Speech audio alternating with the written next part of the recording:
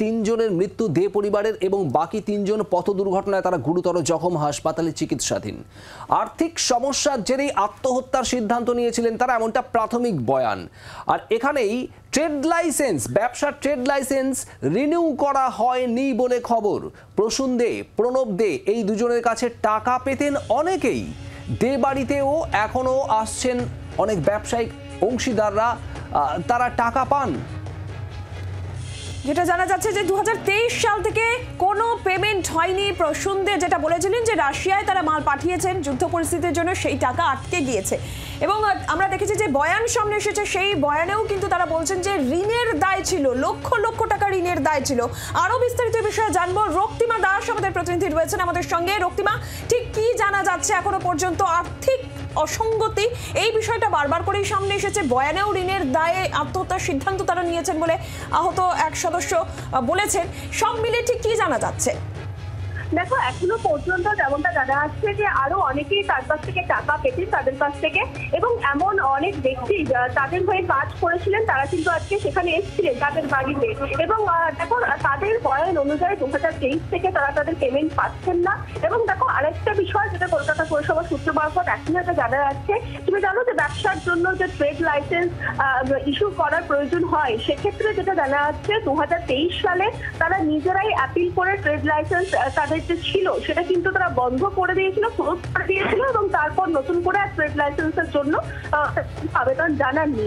এবং একই ভাবে সেই জায়গা থেকে দেখো একটা কিন্তু প্রশ্ন উঠছেই যে যারা আসছে তাদেরও যেটা বক্তব্য যে 2023 থেকে তাদের পেমেন্ট বন্ধ হয়ে রয়েছে, এবং তারপর থেকে তারা আর অন্য কোনো ব্যবসার ক্ষেত্রেও কিন্তু যে সমস্ত জায়গায় তারা টাকা বিভিন্ন লোকের কাছে তারা টাকা যারা পেতেন তারা কিন্তু সেই টাকা পাননি। এবং সেই জায়গা থেকে যেটা মনে করা হচ্ছে 2023 থেকেই যে তারা ব্যবসা গুটিয়ে নেবে তার কিন্তু একটা প্রস্তুতি শুরু করে দিয়েছিল বলে যেমনটা মনে করা হচ্ছে।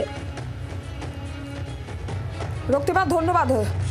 অর্থাৎ আর্থিক অনটনের বিষয়টা এক্ষেত্রে কিন্তু সামনে আসছে। অনেকেই তাদের কাছ থেকে টাকা পেতেন, অংশীদাররা এখনো আসছেন যে খবর পাওয়া যাচ্ছে। ট্রেড লাইসেন্স রিনিউ করা হয়নি বলেও খবর পাওয়া যাচ্ছে। প্রসূন দে, প্রণয়দের কাছ থেকে টাকা পেতেন অনেকে দে বাড়িতে, সে ব্যবসায়িক অংশীদাররা তারা আসছেন। 2023 সাল থেকে কোনো পেমেন্ট হয়নি, এবং প্রসূন দে বলেছিলেন রাশিয়ায় মাল পাঠিয়েছিলেন, যুদ্ধ পরিস্থিতিতে সেই টাকা আটকে গেছে এই দাবি করছেন পরিবারের ব্যবসায়ী অংশীদার। আমার দাদু মিলে 35 লাখ টাকা পায়।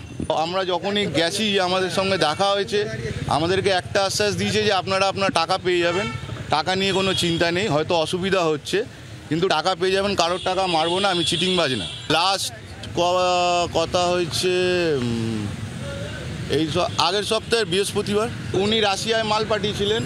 রাশিয়া যুদ্ধ লেগে যাওয়ার পরে উনার ওখান থেকে পেমেন্ট আসা বন্ধ হয়ে যায়।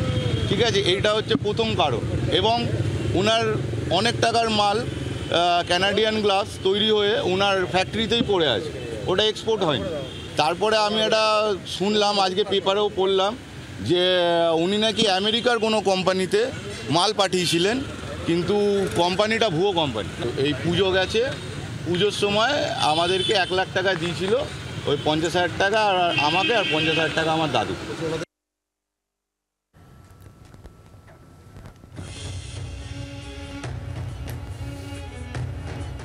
আর এর মধ্যে যে খবর পাওয়া যাচ্ছে, ট্যাংরা কাণ্ডে রমি দের বাবার অভিযোগের ভিত্তিতে মামলা হয়েছে। মামলা রুজু করেছে পুলিশ। হরিদেবপুরে রমি দের বাড়ি এবং ক্যামেরার সামনে কিছুই বলতে নারাজ রমিদের পরিবার, তবে মেয়ের স্বামীর বিরুদ্ধেও নির্দিষ্ট কোনো অভিযোগ নেই ঘনিষ্ঠ বলে জানিয়েছেন রমিদের বাবা স্বপন বন্দ্যোপাধ্যায়।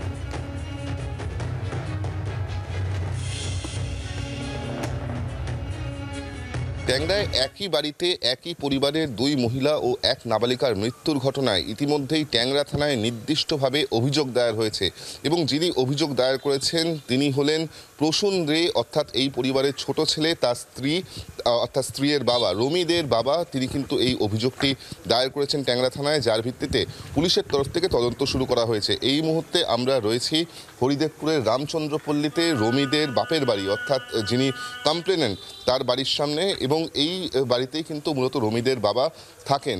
তিনি যে অভিযোগ করেছেন সেই অভিযোগের ভিত্তিতে তদন্তকারীরা তদন্ত শুরু করেছেন। কিন্তু আমরা যখন আজকের রমিদের বাবার কাছ থেকে জানতে চেয়েছিলাম যে তার ঠিক কী অভিযোগ রয়েছে, তার নির্দিষ্টভাবে কোনো অভিযোগ রয়েছে কিনা, বিশেষ করে রমিদের স্বামী বা তার পরিবারের বিরুদ্ধে কোনো অভিযোগ রয়েছে কিনা।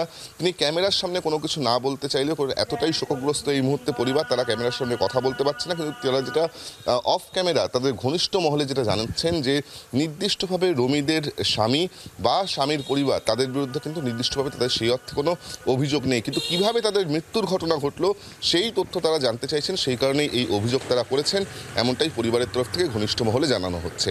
জি 24 ঘন্টার জন্য ক্যামেরায় অরিন্দম সরকারের সঙ্গে বিক্রম দাস, কলকাতা।